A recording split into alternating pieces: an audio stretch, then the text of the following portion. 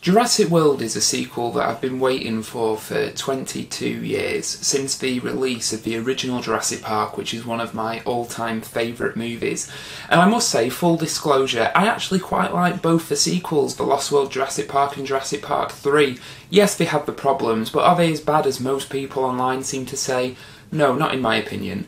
So going into this one, I was, let's say, sort of cautiously optimistic. I wasn't expecting anything as good as the first, but I was hoping that we'd get something maybe better than parts 2 and 3.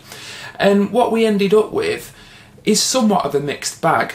Now, I'll start off by explaining the plot. It's 22 years after the events of the first film, and the park, now called Jurassic World, is fully up and running. It's run by a character called Claire, played by Bryce Dallas Howard, who is in charge of the park and its sort of day-to-day business.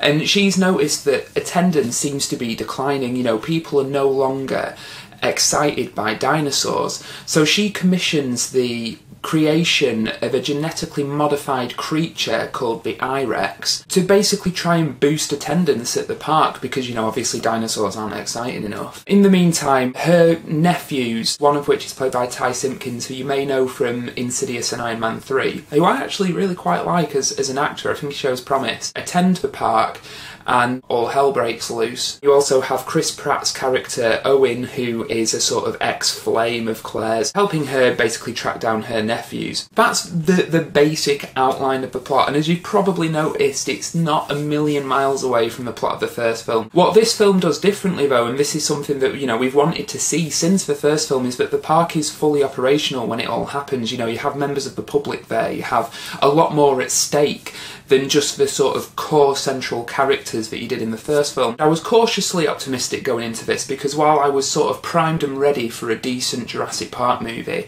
I was worried by what I saw in the trailers, namely that Chris Pratt's character can communicate with and train raptors, which I just thought was ridiculous in the trailer. And I know the shot of him on his bike with the raptors was something that, you know, got a lot of people really excited, and it actually put me off. So I was sort of interested to see how they would do that in the movie without it crossing that threshold of silliness, because while I can suspend my disbelief, you know, that dinosaurs can be recreated in the world, I couldn't quite wrap my head around or have sit right with me the fact that somebody might be able to train velociraptors that are established, you know, in the other 3 movies that they're the most dangerous dinosaurs. They do try to do that in a way that's not completely stupid. They almost pull it off, but it is still just a little bit too ridiculous. I thought that all the actors were, you know, absolutely fine. Nobody was doing anything special. You know, Chris Pratt, I think this really cements him as the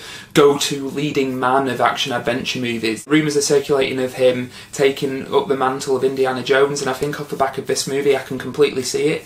I mean, he's not really stretching his acting chops very much, but he's absolutely fine in it, as is everyone else. The idea that the park is fully operational and certain references to the first film, which I won't go into, really do help appease the fandom that is going into this movie. Like, I know for me the strongest parts of this were the moments where it tied directly into the first movie, although that is also a bit of a criticism because some of those scenes work better than others, and the ones that don't work particularly well only serve to remind you that you're not watching the first film, because Colin Trevorrow, who's directed this, who I think has only done one other film before it called Safety Not Guaranteed that I wasn't keen on, to be honest. He's obviously still finding his feet when it comes to bigger movies. Once all hell breaks loose and the genetically modified dinosaur escapes and starts tearing up the island, Colin Trevorrow does do some good work at building tension and suspense. Not quite as well as Spielberg did it, but it's fine. A lot of the set pieces are quite creative, but then some do, again, copy set pieces from the first film, but aren't done as well. It was an entertaining 2 hours. I was not bored at any point, you know, I don't mean to sound like I'm being really disparaging towards this movie.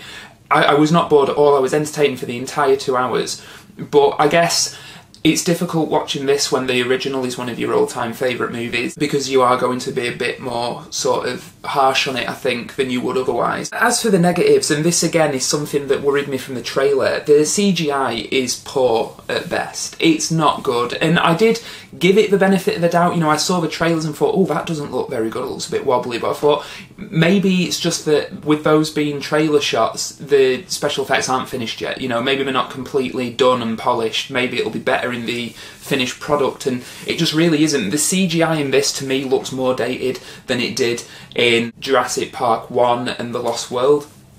You know, and I think what those films did really well was blend animatronics and CG in a way that your eye couldn't pick out which was which, and I think that's why the CG worked in those movies. Whereas in this one, there is a complete over-reliance on CGI, and I can only think of one scene that features an animatronic, and even that I think had been polished with CG, and it just gave it a really almost cartoonish look to it. The dinosaurs all look a little bit cartoony, and it's something that just didn't really sit right with me. So the effects, they actually did at times take me out of the film. You know, for a lot of the film I was along for the ride, I was enjoying it, you know, I was entertained, and then every now and again you would get a shot that was so poor that it would actually pull you out of the film. The product placement is a little bit too on the nose. Now, I understand that this is no doubt intentional because, you know, this theme park is up and running, and, you know, this is what these theme parks are like. You have like a Ben & Jerry's shop and all that.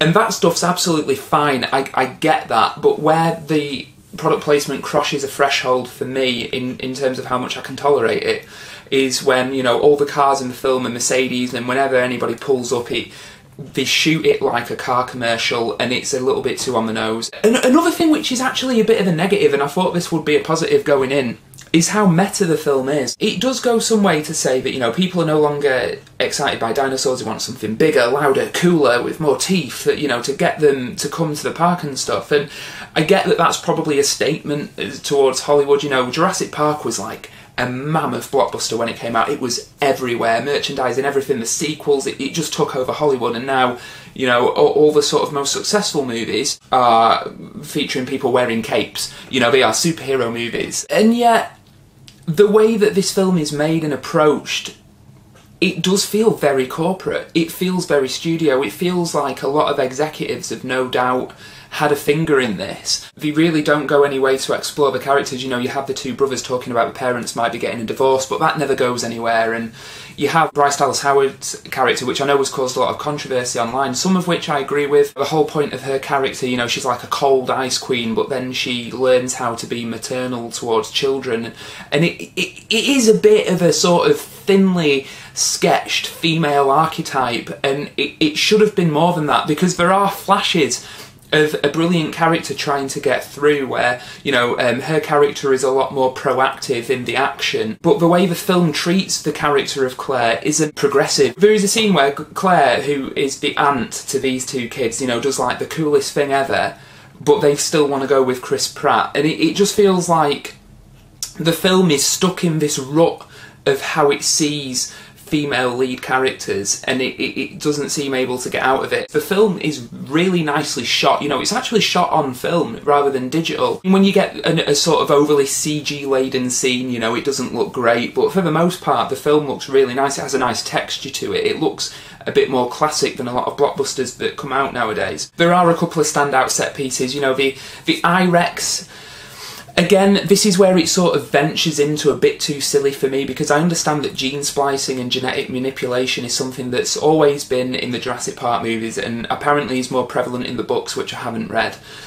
But it just doesn't fit with the rest of the franchise for me. It feels like a step too far. The last set piece, which I won't give away, is cool, and I must admit, I did get quite excited by it. I mean, the more I think about it now, the sillier it seems to be. That's all I can really say about this movie.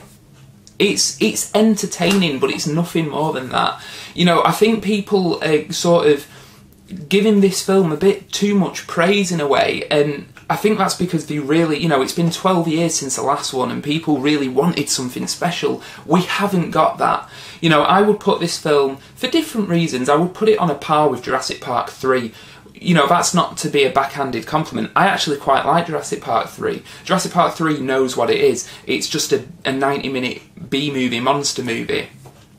This one tries to be more than that, ends up falling on its face, but it's a spectacular fall. And I don't think it's as good as The Lost World. And I think the more that time passes and the more that people rewatch this and the others, you know, I think it'll find its place in the franchise. For me, it was a perfectly serviceable, entertaining 2 hours, but when we're talking about the sequel to one of my all-time favourite movies, I wanted something a little bit special. It was as good as I expected, but not as good as I hoped.